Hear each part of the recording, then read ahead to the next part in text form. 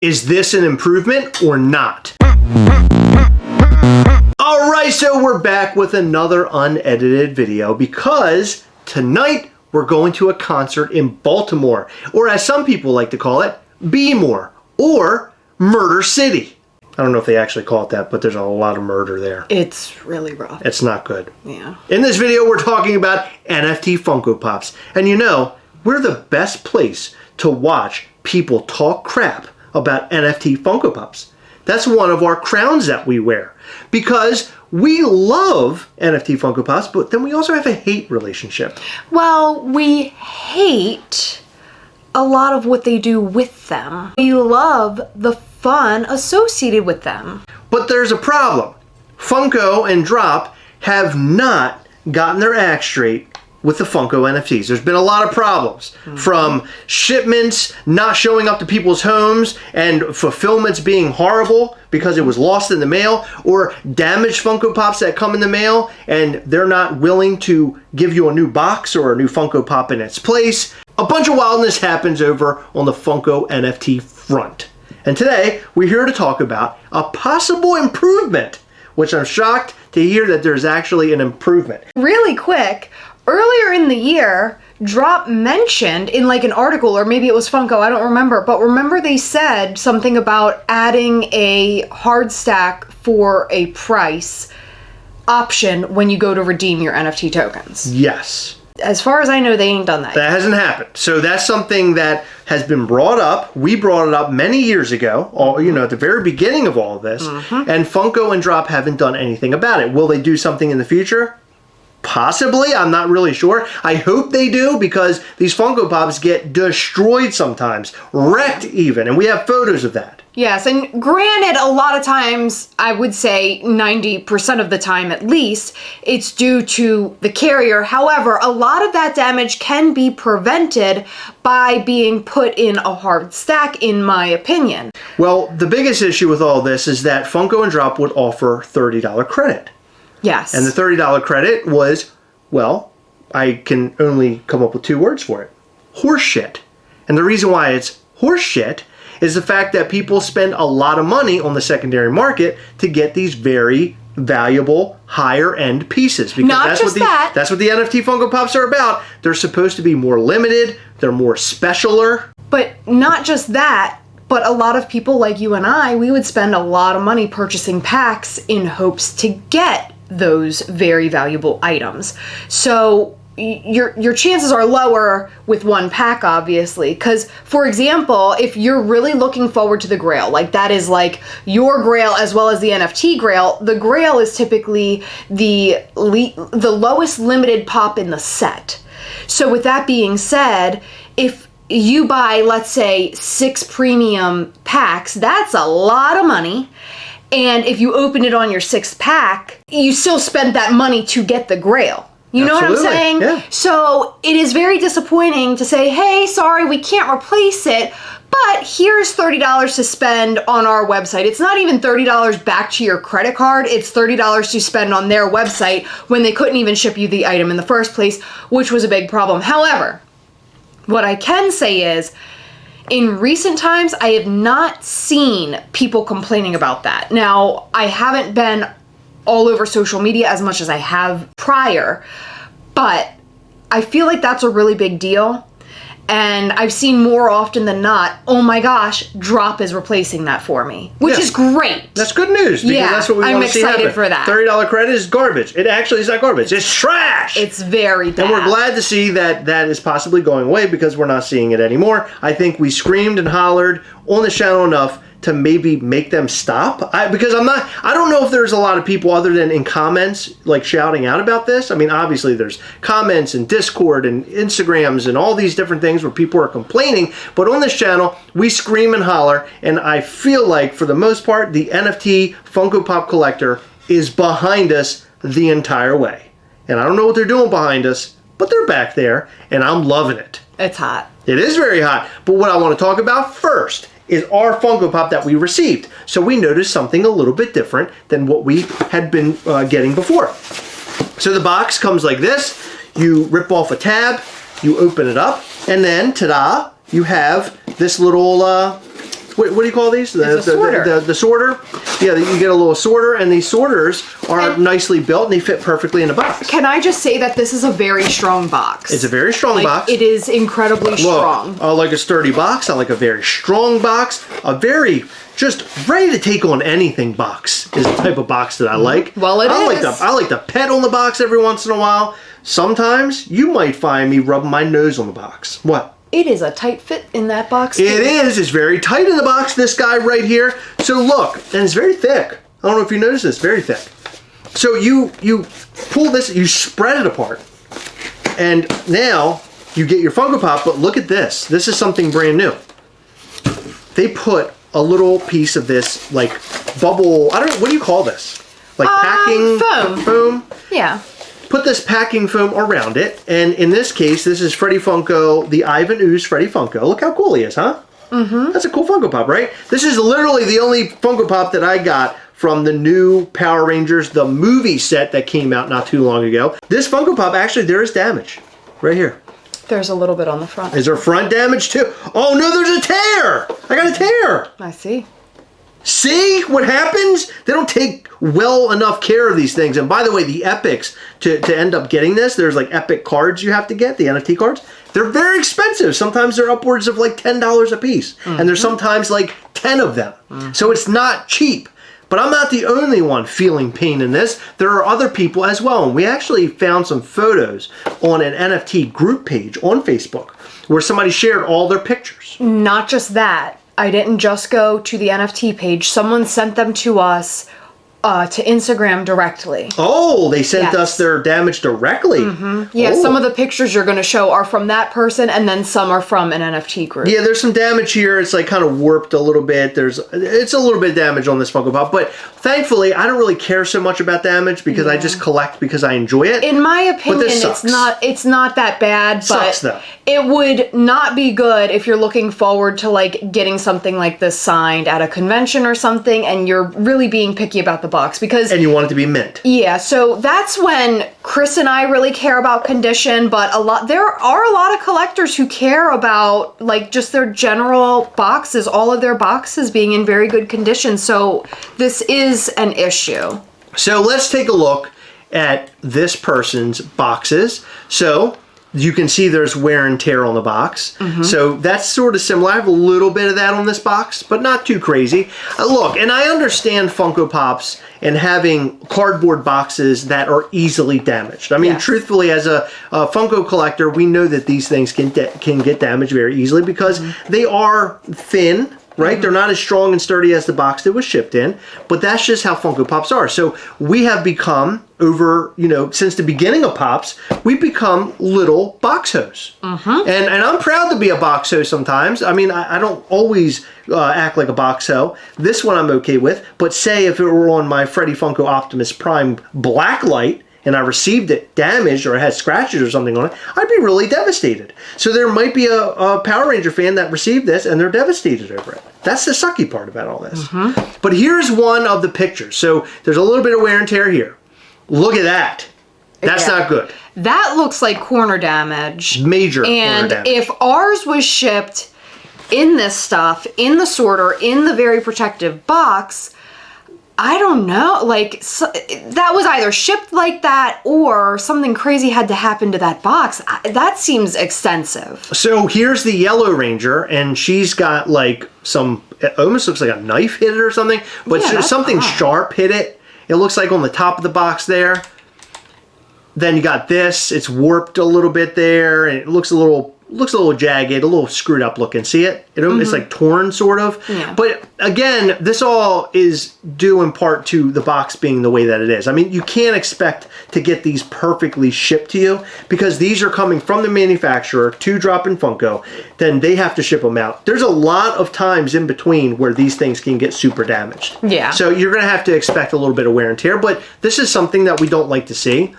Then you got some bottom damage. Like, this is the damage that really sucks. Anything that's on the front of the box is the worst damage, in my opinion. That is the worst you can get. And then you have a tear on the back, which I have similar on the front here. Mine's very similar. Oh, no, that's on the front. So that he has damage is very similar to mine. Yeah, it's the same spot. The same exact spot. So I don't know if that says something about the box, but there's some more damage there on the back, which I do not have. So the damage that happens up here, I think it happens when they are when they are opening Yes. and closing it. Yeah. Like so here's my guess. Someone opened well, it's probably laying flat. They put it together. They put the insert and pop inside of it. They went to close it. It wasn't quite fitting all the way. They opened it again, and that's when you got the little tear. the little damage. Because I have done that to so many of my pops. It's easy to damage the boxes. It just is. So there is him receiving the Funko Pop in that wrapping material. So that's the interesting part about this, right? You're now getting this wrapping material around the Funko Pop, just like what we have here, and we're still seeing damage. Yeah. So what is the point of this if you're still going to have damage like that? I'll answer. This is being wrapped around this Funko Pop once it's received from the manufacturer. This is wrapped around the Funko Pop so no more damage happens to the pop. Yeah. That's what this is for. To try to avoid more damage. Avoid more damage. Yeah. I think, over time, we will see a lot more feedback about this. In reality, more people draw attention to complaints versus positivity. Yes. It's very rare. Like I did come across a couple of posts at the beginning of this, like, oh my God, look, Funko did something right. They're trying to protect these NFT pops. This is great.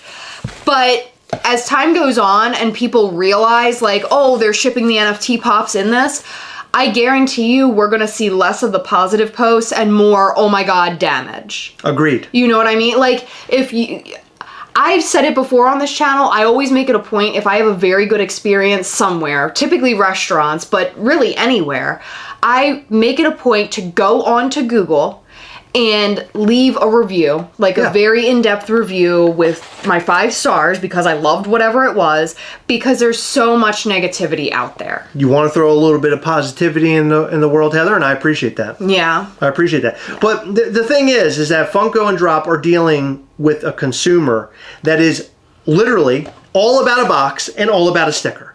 Those are the two main things. Like, the figure's cool, it's behind a window. Everything in front of where that Funko Pop is what matters. So we have to find a way where you can protect these Funko Pops better.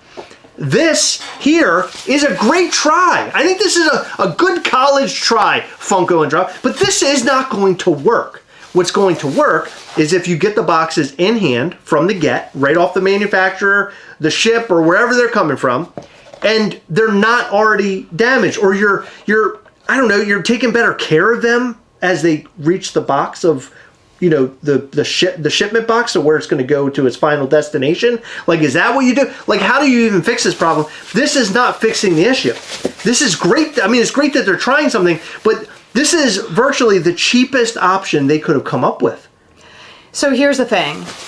If the manufacturer made it a point, because this is how art series happen. I am 99% positive. The manufacturer takes the art series pop, puts it in the hard stack, and then wraps it in the plastic wrap. Yes.